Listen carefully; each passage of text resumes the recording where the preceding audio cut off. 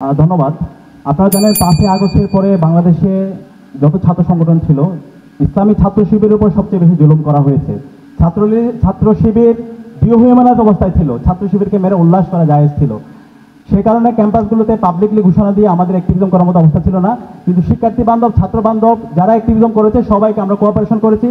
ক্যাম্পাসে যখন কেউ জুলুমের শিকার হয়েছে তখন তাকে উদ্ধার করা, তার পরিবারের সাথে যোগাযোগ করা, সাংবাদিকদের সাথে যোগাযোগ করা, মানবাধিকার কর্মীদের সাথে যোগাযোগ করা এবং পাবলিক স্পেয়ারে নিয়ে আসার জন্য আমরা সবার সাথে কোঅপারেশন করেছি।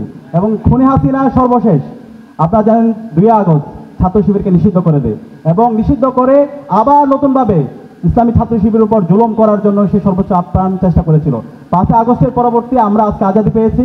5ই আগস্টের পরে আমরা বলছি শহীদদের আকাঙ্ক্ষার আলোকে নতুন রাজনীতি বিনির্মাণ করতে চাই। সেই রাজনীতি বিনির্মাণ করে আমরা ইসলামী ছাত্র শিবির দেখি।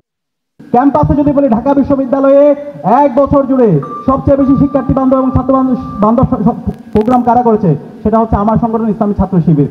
এবং শহীদদের আকাঙ্ক্ষাকে ধারণ করে, জুলাইয়ের আকাঙ্ক্ষাকে ধারণ করে আমরা সবচেয়ে বেশি সমাজ কল্যাণমূলক এবং ছাত্র কল্যাণমূলক প্রোগ্রামগুলো আমরা জারি রেখেছি।